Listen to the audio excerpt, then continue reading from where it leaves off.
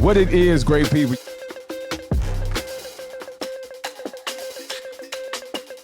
The home of motivation. To trust God and live your dreams.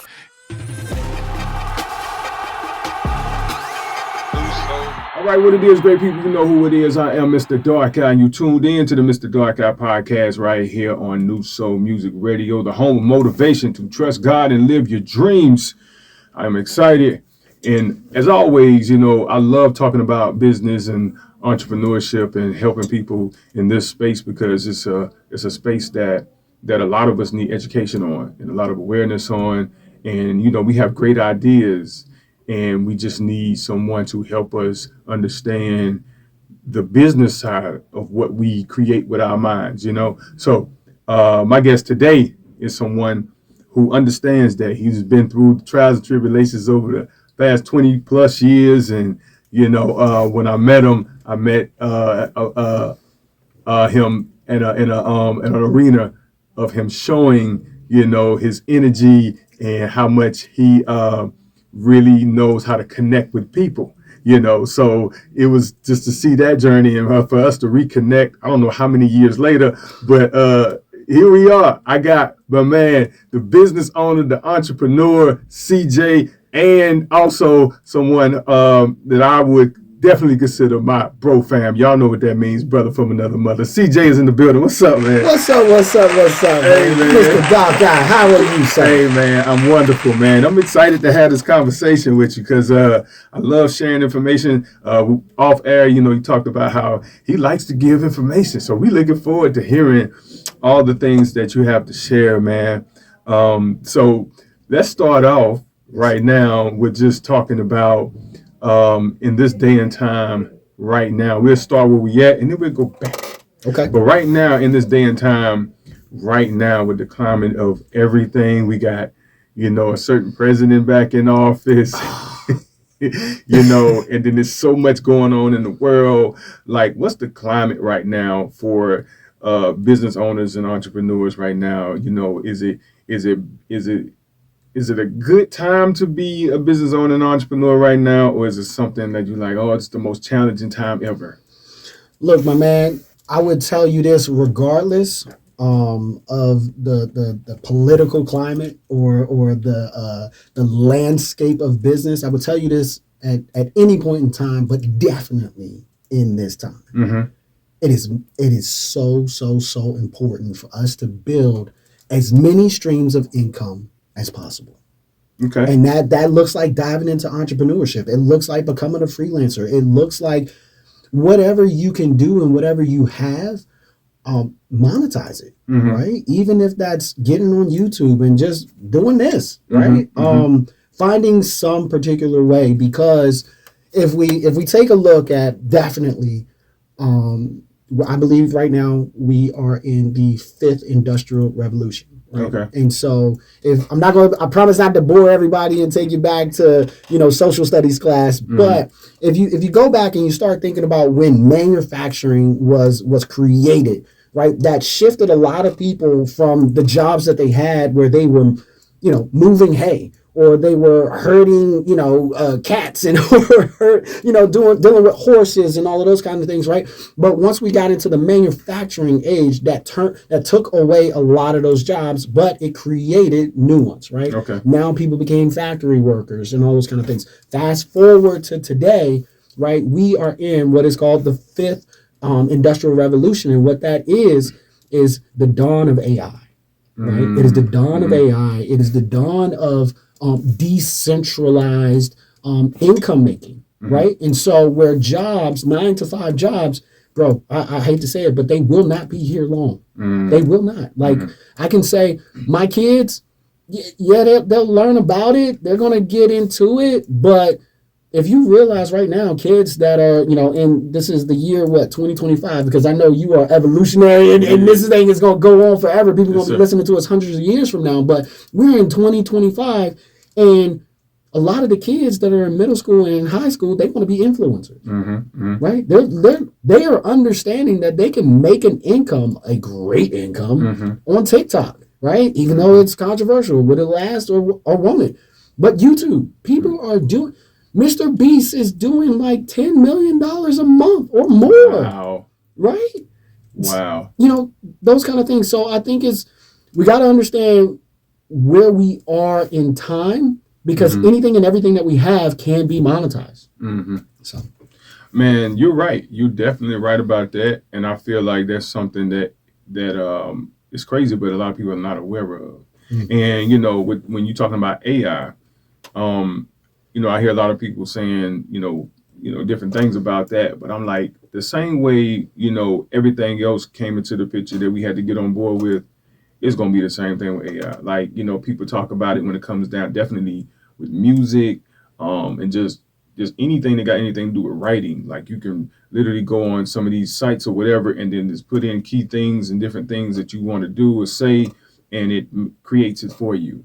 I was watching an interview where Timbaland, a music producer in the music industry, was talking about, that's what he was saying. Like, it's like he's welcoming the idea of using AI to make music, you know, because he's like, because one way or another, you're going to have to get on board, you know. So it's just with everything, applying that to everything, you know, you're going to have to get on board.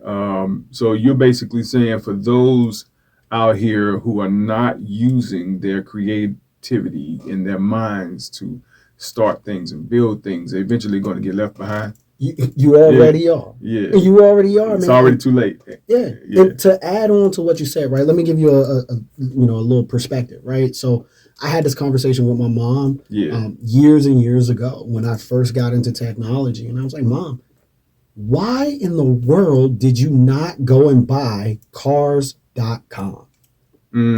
Right? Or no one would have thought to buy Facebook.com or Google.com. But like the single words like table.com, cars.com. And so I say that to say, I want all your users and you know, if you don't know this, right, the domain name is very, very much separate from the actual website, right? Okay. And so if you go on and you try to buy a single word domain, guess what, dude? Cars.com is going to cost you maybe about $5 million. Wow. Just the domain name. Wow. Right? So years ago, probably about 6 years ago or so from now, Google actually lost Google.com. They forgot to renew it. Bro, these are $10 a month domain names. Wow. Right? And they missed that. Right? And so they forgot to renew it, and one of their developers actually caught it. And so when the domain was released, because they didn't renew it, this man went and bought it for about $10 to $12. And I can only imagine that worked out well for him. Huh? The value of Google.com is over $10 million. So they had to pay to get it back. So they did get it back. Okay. For an undisclosed amount and an agreement. I can only imagine what my man got from this. From a $10 investment, basically. A $10 investment. That's it. Maybe $10.44 if you go on GoDaddy.com right now. Right. Yeah. But that's the thing, man. And so what I'm saying that to say, if the people that were in the 90s that did not adopt the internet, immediately they thought, oh, it's a fad, it's gonna go away, blah blah blah. Dude, it is. We don't go anywhere without being connected to the internet with our phones. Right, absolutely. Right? And so AI is the exact same way. Whether you want to believe it or not, it is here and it is here to stay. And it is the people that will win that learn to leverage AI. Right? This is not about it. If you went back about 20 years or so, 10 years or so, and you said, hey, you can own $1 billion business and it'd be a one-person business. That would be like, man, get out of here, right?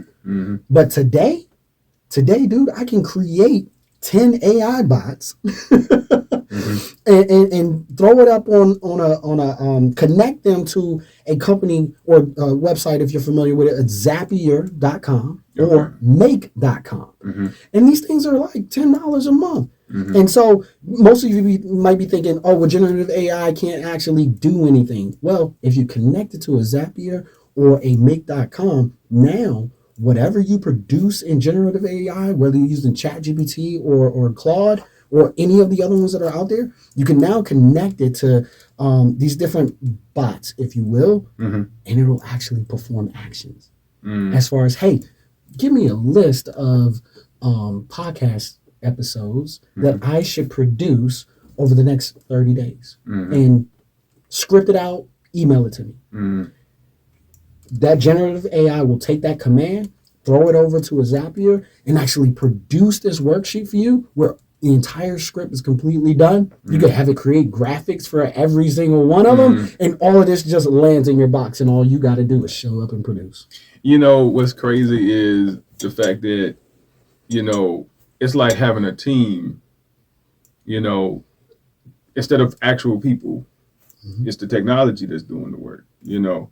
So that's the way I would look at it. But I know some creative minds feel like, you know, it takes away the authenticity of you as a creator. And it's like now, you know, you're just, you know, utilizing that, and it makes it seem like you don't have any real gift or real talent. That's what it makes it seem like. But at the end of the day, that's like having a team of people. Like I say, having a team of people, and you're sharing your ideas with them, and then they come in with their ideas and they enhance and help you produce the show. Yes. Sound like the same thing to me. It absolutely is. And so you can use this to refine ideas. AI is only any technology is only as good as what you put in it. Right. So trash in is trash out. Right. Nothing in is nothing out. Right. So I work with really large companies, financial institutions, and have been doing that for a number of years. And that is the one thing that we really look at is what is their data integrity. Right. And so data integrity is just basically a way of saying, hey, what's in the system? What are you putting in it? Because now that we want to get fruitful things out of it, we got to make sure that we're putting fruitful things in it, right? And so what I'm saying that with AI, it's only going to be as good as the person that is using it. Okay. You know? And so if there's anyone, I'm working with a client right now, and she has a t-shirt business. Okay. Right? And she's been doing, you know, $50,000 to $60,000 a year over the last, 3 to 4 years, and she stopped. And so now it's about, all right, well, she's on the creative side of creating her products, right? Not just t-shirts, but she does a few other things as well, purses and all those kind of things. That's her thing. But what she's not doing is she's not optimizing her website. What she's not doing is creating the product descriptions and stuff like that for her products. What she's not doing is she's not doing email marketing because she has a list. She has a list of people that have been buying from her. And what happens once someone becomes a buyer, they're always a buyer. And so if you're not staying in contact with that person, you're losing, because that's the easiest sell you can make is a resale. Right? And so what I'm saying is you don't have to use this to take over your creative work, but to realize your creative work. Look, I tell my clients this, I tell everyone, look, who's the wise to your jobs, right? So Steve Jobs was the guy that put out Apple, right? He was the one that did the presentations. He was the one that had this vision for the iPod and all these kind of things. But he didn't make it. Right. Steve Wozniak was the one that, he was the whiz, right? He was the wise. He was the one that actually put those things into place so that those things can be created. And so what I'm saying is AI can be your wise. True. I get that. Because a lot of people do have great ideas, but they just don't know how to put it together and make it work for for what they want to do. And you understand, when you understand that, I think that's what makes it all come together better. But with AI though, you said something that I think was important. As far as you get what you put into it, like, because with me being in the music industry, in the business of music, so it's like a lot of times, when we first got introduced to a lot of things of, pitch correctors and voice enhancements and, all those things. So it's like, originally, if you can't sing, it ain't gonna really matter. So it's like, it's the same thing. Like, you get what you put into it. But well, with AI, so what are some of the key things that you need to have in place I got you. in order for it to be beneficial to you as a business owner? You know what I'm saying? Like, what are some of the key things that you're gonna be able to have in place to make that successful? Like, what's some of the top 3 things, or maybe if you could think of that you need to say, okay, if you're gonna use AI to help you with your business, you need to have at least these 3 things, or know these 5 things, whatever going in. I got you. But hold on, before we get there, Yeah. right? I got a moment of confession, brother. I got a moment of confession. Okay. So when T-Pain hit the Oh, market, yeah. boy, Auto-tune. I was definitely one of them, Yeah, man. yeah, I was yeah. like, where's the auto tune? Because I can't sing for nothing. Yeah. Boy, it would be midnight. I just had my 1-year-old son, and I'm like, I think I was singing Lil Wayne, How to Love, right? Like I was reverbing the mess out of that thing. listen. Something like at the end of the day, some of us know no matter how much auto tune and reverb you put on a voice, pitch correctors, whatever, it just ain't gonna work out. It's just not gonna work. It didn't work out for me. I know. So I never released them. But some of the things that people need, man. Look, I have this formula called the cash flow formula. Okay. Right. And so it's an acronym, right? So CASH stands for clarity, action, systems, and then high performance. Oh, right? Wow. And so when you get clear on what it is that you are doing, right? And in order for you to go into the studio, right, and to throw down this thing, you got to be real clear and have an intention on what it is that you want to translate out, right? Like you might have a feeling on the inside, and then once you may not need to, you're going to get clear as you go into it, right? You're like, you know what? This is how I want to translate this out, right? This feeling. And so that's where clarity really comes in. And so as a business owner, my thing is who do you serve, right? Why do you serve them, right? And then what is the value that they place on this thing, right? Those are the 3 highest level things. But once you start to dive into those, you start to get really, really clear on what it is that you should be doing. And so this is, you'll hear people calling this like niching down and all of those types of things. And you're going to get clients that are outside of that niche. But here's the thing. You need to have one conversation with people. Right? Just get really clear. It's about making a decision, right? And decision making is all about cutting off everything else. So you must get clear. When you're going to talk to AI, be clear. Clear and concise. The A in CASH stands for action, right? Action and automation. But here's the thing. So you need to be moving. Once you're clear, and action is always great. Right. Because as you're along the way, just like Martin Luther King said, right, you don't need to see a whole staircase. You don't need to see the whole staircase. You just need to take the first step. And so as you get, this action, consistent action, things will start to get even more clear, right? But what's better about that is when you're in action and in motion, you create data, right? Now you're going to know the best way to really look at your life is to look backwards, right? Because you can start to connect the dots, right? If I did this, because I did this, it led me to that, and it led me to here today. It's a little harder doing that future pacing, right? And so that's what that's all about, is creating that data. And then we systematize, right? What are the systems that we need to wrap around this thing? And this is going to come from, think of an easy way to say that is creating patterns, right? You understood the patterns within your business, within the people that you serve, and now you create something exactly for that, right? This is step 1, this is step 2, this is step 3. The same way a publisher does a book, right? They have steps. Like these are the guidelines. You write the book. We'll start marketing the book, and then we'll design the book, and then we sell the book, right? Like you create this pattern. Will you have to deviate from time to time? Yeah, but 80% of the business will go through that system, if you will. And then the next thing is high performance. That's when you created this system, and now you hit the gas, bro. Now you hit the gas.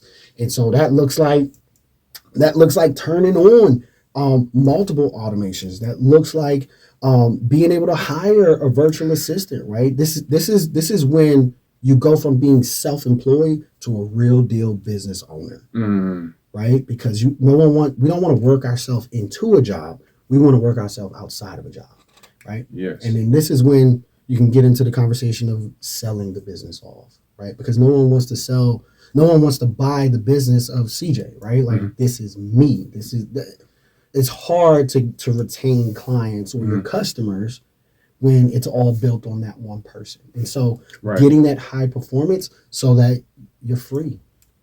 Yes. Right. So you hit on something important at the end where people don't really have to understand the process of getting to that point where you're working on your business instead of in it. Yes, sir. So basically you want to be able to get to a point where things are still getting done even if you don't show up. That's right. Because you got a system that everybody else understands and they're working that system, like McDonald's. You know what I'm saying? Like McDonald's got a system, Well, I know you probably smiling because there's a movie that really breaks that down. It's called, what is it called? The Founder. Yes. Yeah. So they break that down and understand that they built a system and now it's like, it's not being built on the backs of the people, but it's the system that's there. Yes. So it's like that's the heartbeat of the whole situation that keeps it alive. And I remember when I was first coming up with a concept of my studio, a recording studio that I want to put in Rock Hill,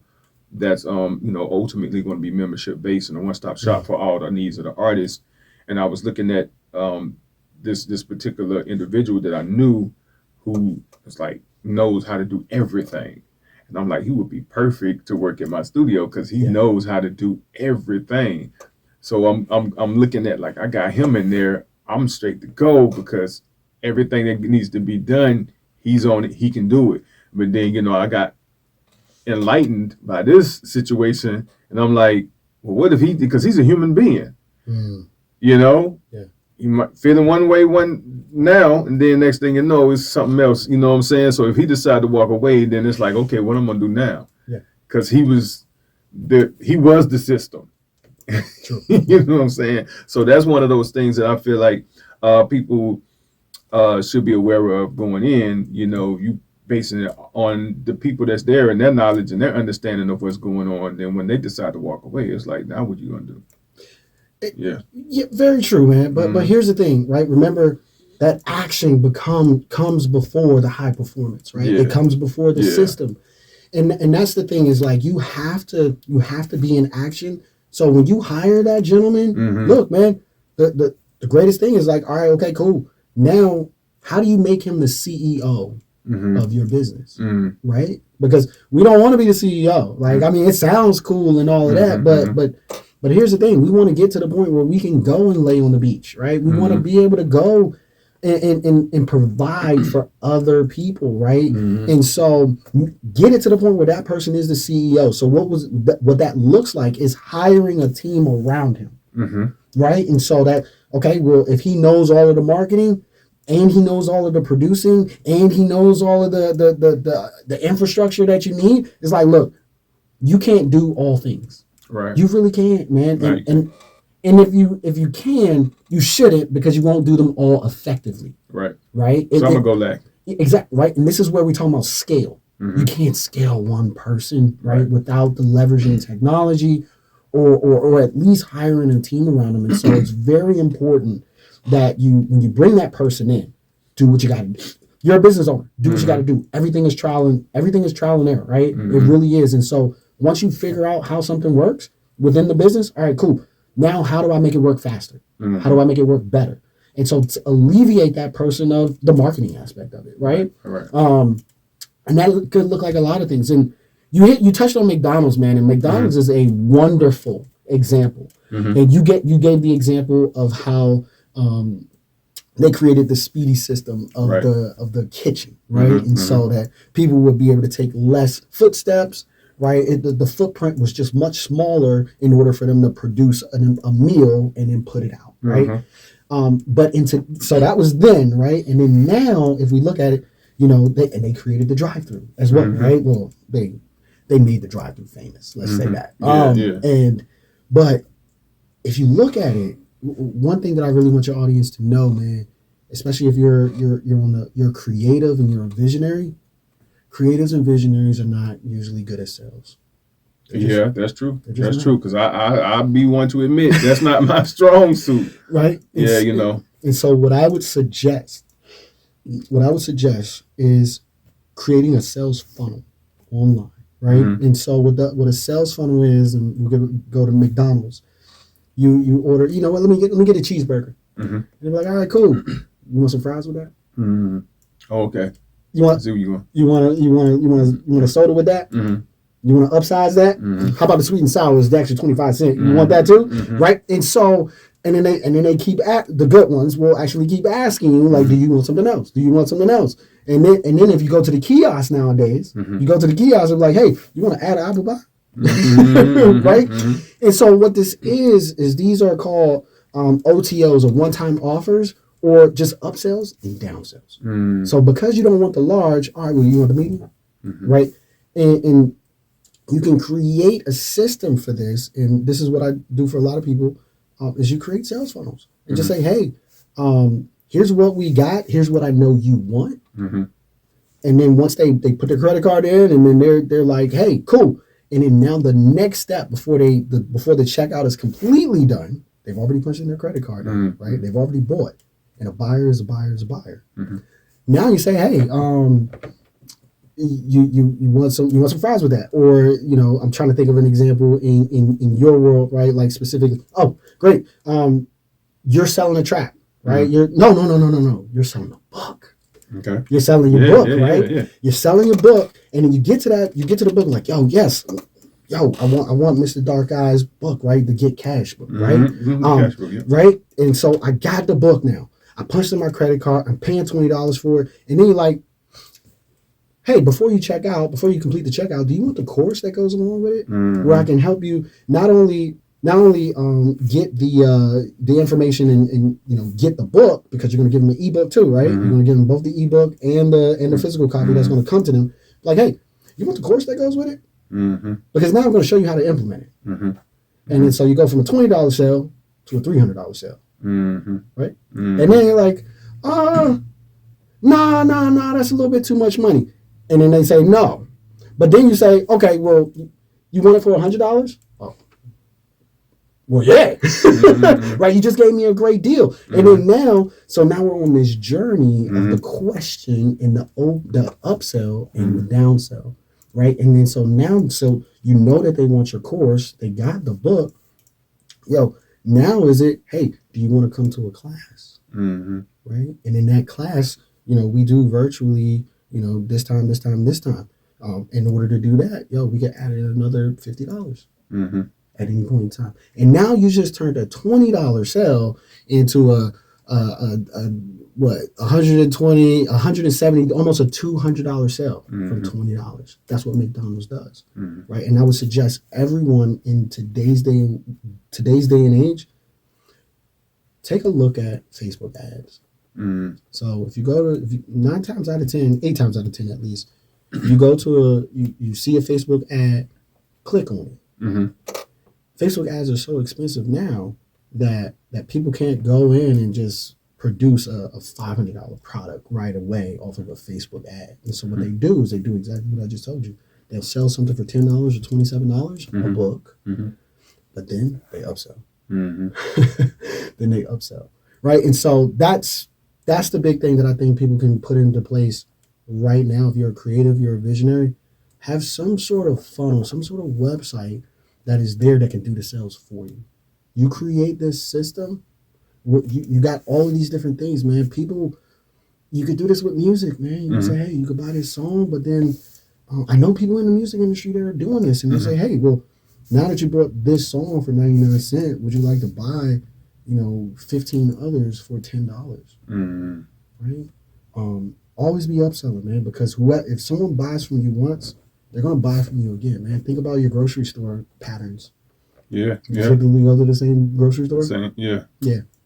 Yeah, you're right. It's the same process. It's the same process. And when it comes down to sales, though, okay. Because like you say, a lot of people struggle in the area, especially creative minds. Okay. They come to the table, they got a great product, they don't know how to sell it. So when it comes down to you got your sellers and you got your buyers.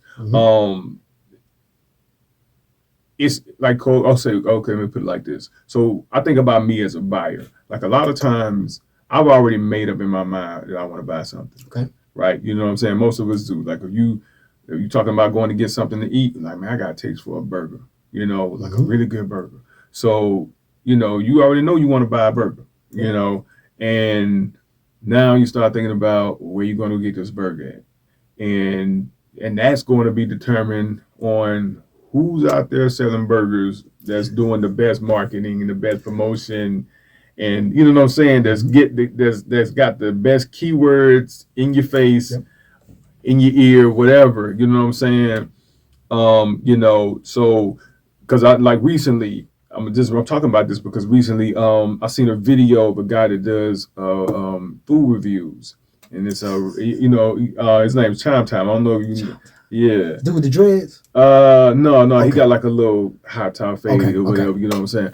But he be doing food reviews in his vehicle, and it's a restaurant in Charlotte that sells these burgers that's supposed to be the best burgers in Charlotte. So when I saw that, boom, it's like, okay, I go try the burger, But like I said, that's what drew me in. So when I got there, they didn't have to, pull my arm to make me buy a burger.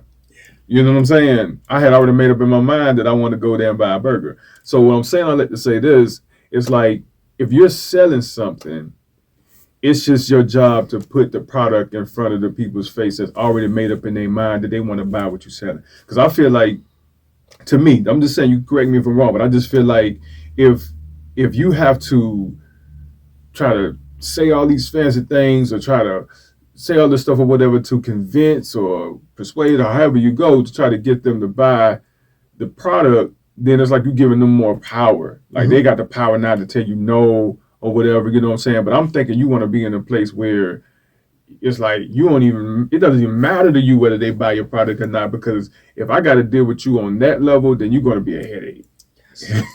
Yes.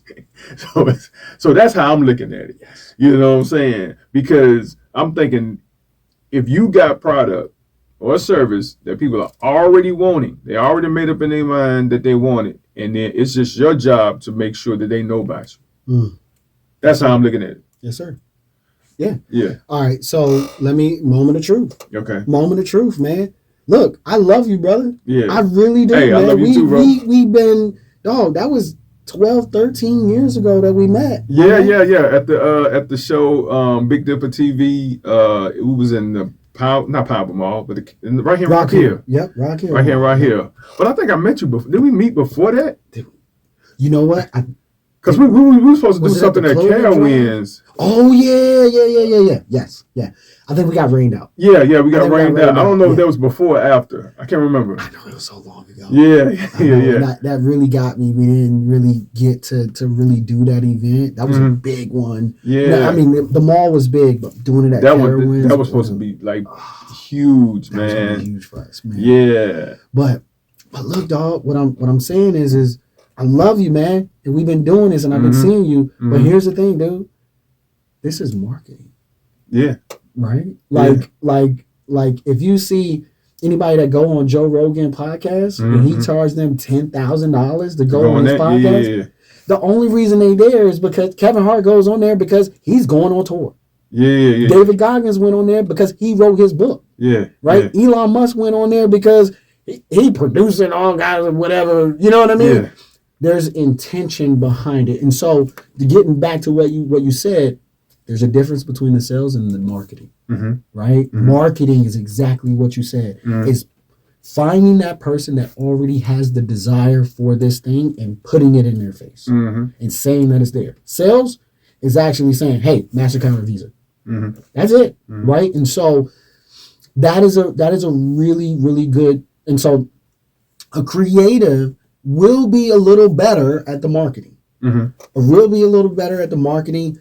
But here's the thing. When I say marketing, I'm not just talking about your Facebook ads. I'm not just talking about, Instagram ads or any kind of ads or posting organically on social and hoping people that see you. I'm not talking about any of that.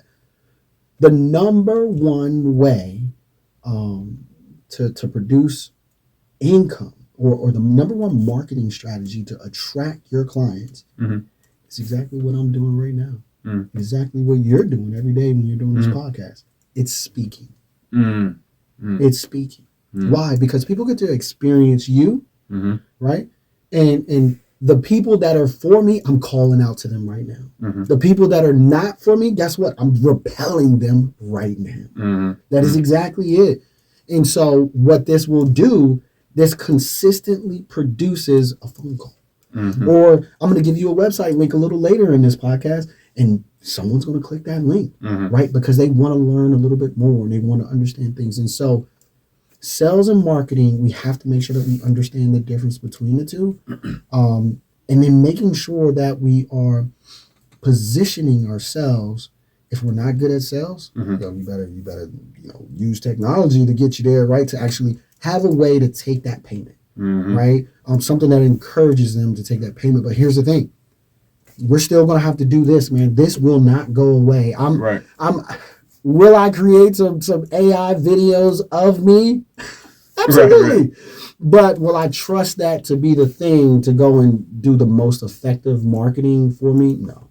Yeah, because I know that what's crazy, I was in New Orleans talking to someone that was like he was all excited about the whole AI thing, and how he actually let us hear audio. I don't know if it was him or someone else, but it wasn't actually them. It was like they put in the information that they wanted, for the podcast episode, whatever the topic, discussion, everything. They put that in there, and then the AI basically created a whole episode using their voice. Yeah. And it sounds just like them. Yeah. And it's talking and using the cadence, everything or whatever. And it's like you hearing them, but it's not them. Yeah. So I was like, man, I don't know if that I would do that. I don't know. Yeah, I mean, so here's my thought process on podcasting. Yeah. On posting on social. What it is that is not, it's not necessarily true marketing per se. What it is it's a way for people to become more. There's a know, like, and trust model that people must go through in order for them to become a customer of yours, right? And so they must be aware of you. They must come to a point where they like you, right? And then they got to trust you in order to be able to give you their money, right? Trust that there will be a fair exchange. Yeah. And so what I'm saying is you're in the like phase and you're starting to produce the trust phase. And so put it like this, man. How long you done been with your girl? We've been together a year and a half now. All right, cool. And so let's say you met a dude, cross the street at the gas station. Seemed cool.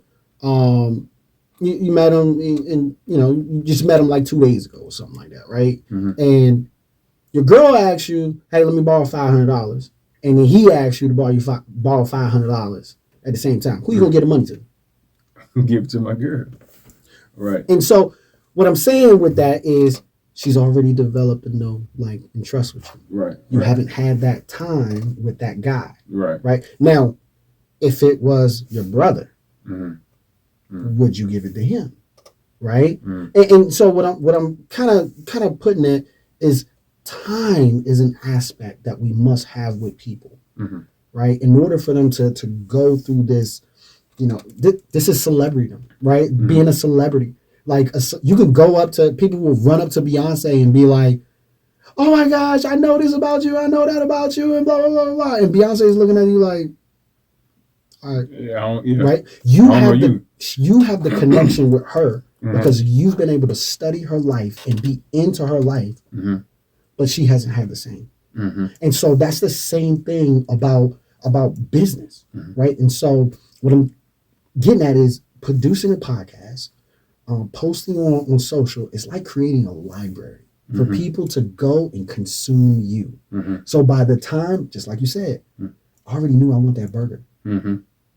and then you just stumbled upon something. And then now, when you see this person, someone's like, they look at CJ stuff and they're like, yo, I know that I need to systematize.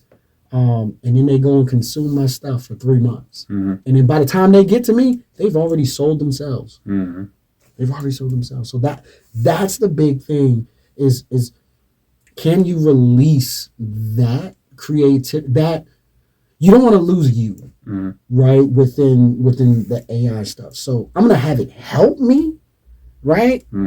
But I'm still in control of me. Yeah. Right? My brand, I hate using that word per se, but I'm still in control of this thing, and I don't want to allow AI to sit in front of my brand, right? I am that. It does what I tell it to do, and it will look the way I tell it to look, not the other way around.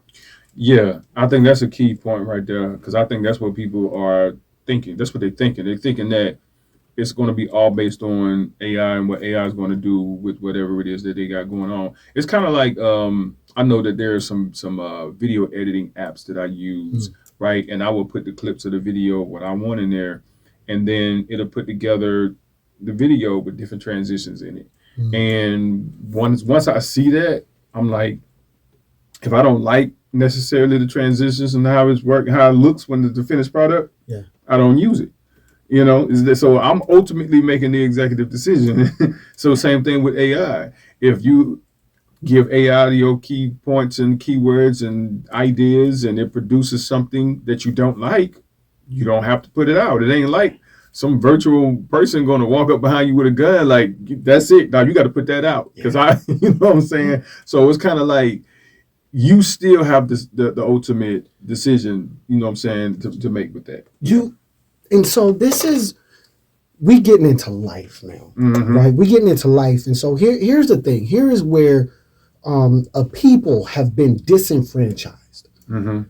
Is they have not been able to exercise and experience their own leadership, right? Leadership is very, very important. In order to become a leader within your community, you must first be a leader within self, self-leadership.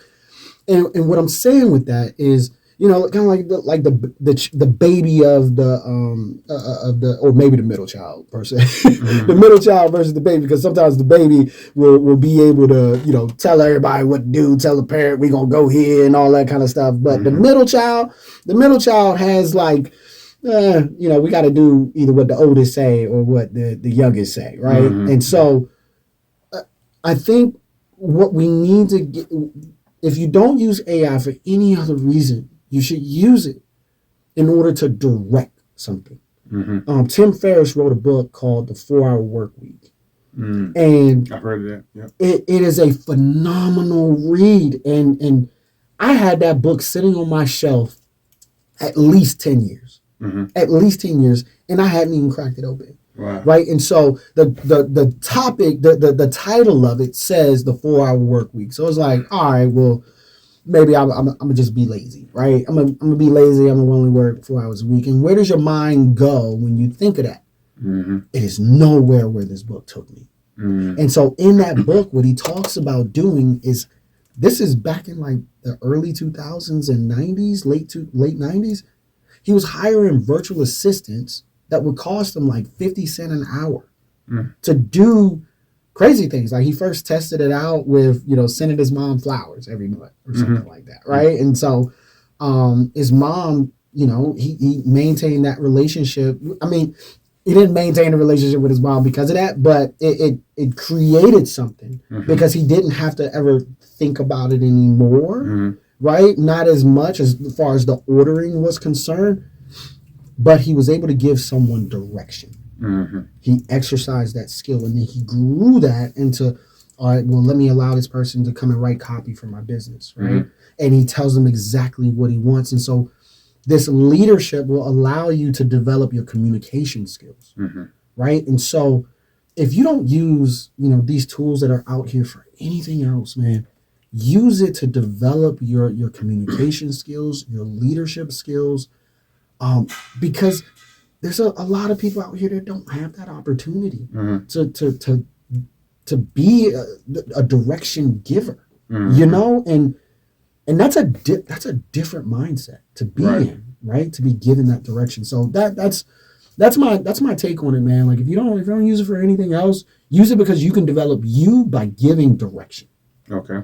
Absolutely. And one of the last things I want to talk about, because we're going to go ahead and wrap it up, but I definitely want to make sure you talk to the people about, because basically what I feel like they've been getting from you right now is part of like what you're going to be doing in your master classes. We'll go a whole lot deeper. We'll go a lot deeper but it's a into the little tactics taste of it, what you get, exactly. what you do. So talk to them, give them information about your master class. Man, I appreciate you. So what it's called is the Work Less, Earn More Masterclass, right? And so what I get into that is, we talked about the cash flow formula. And so we're going to go through each and every one of those aspects. And I want to give you every piece of the information, right? Like we'll do in this masterclass, it will basically operate as a workshop where we'll go through and we'll get clear on what it is that you do and what you bring to the world, what you're meant to serve, right? Okay. And then what it is you offer, right? Okay. A lot of people don't understand, well, here I am, I'm a good coach, or I'm a good, this or that, and they don't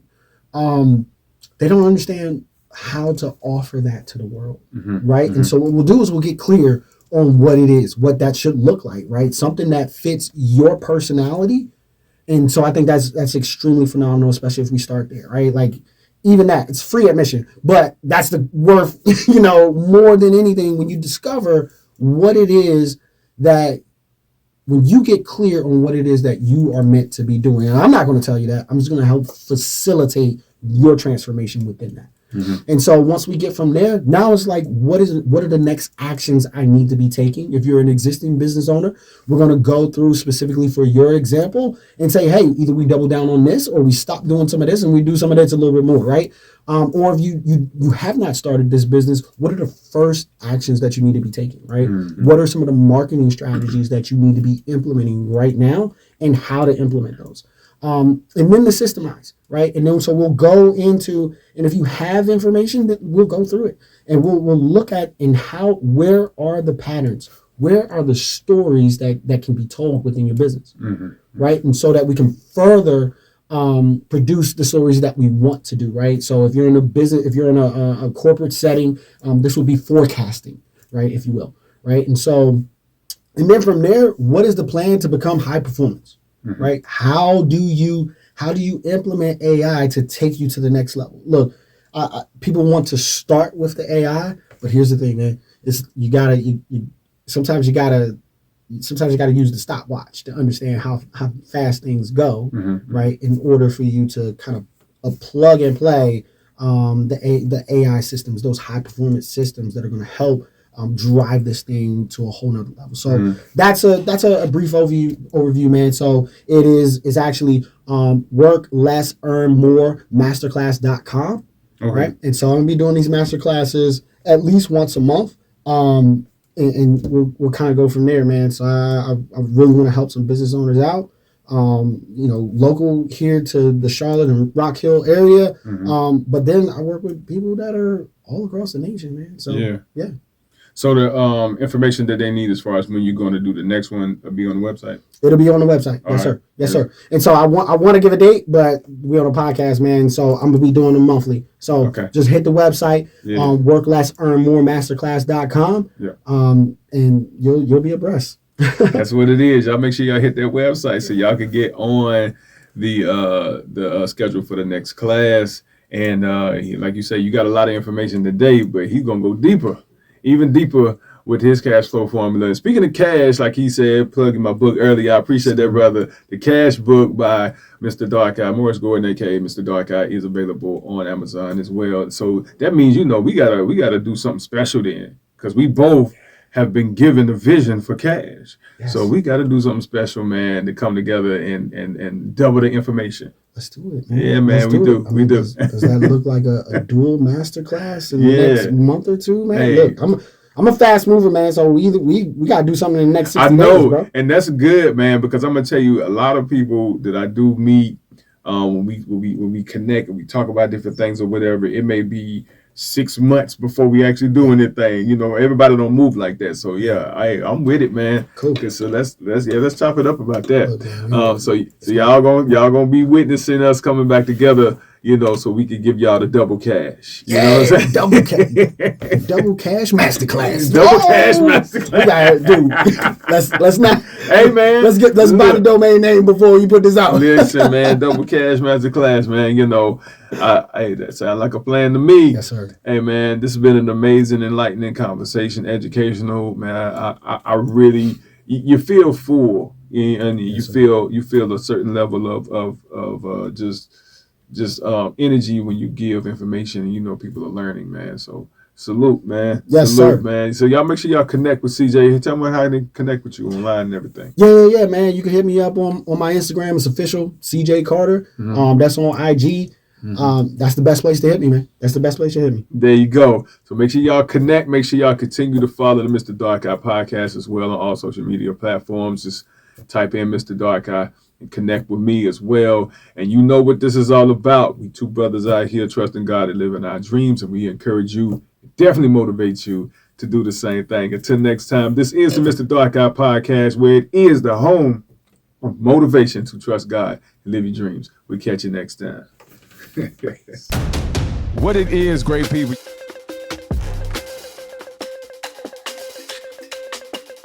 The home of motivation to trust God and live your dreams.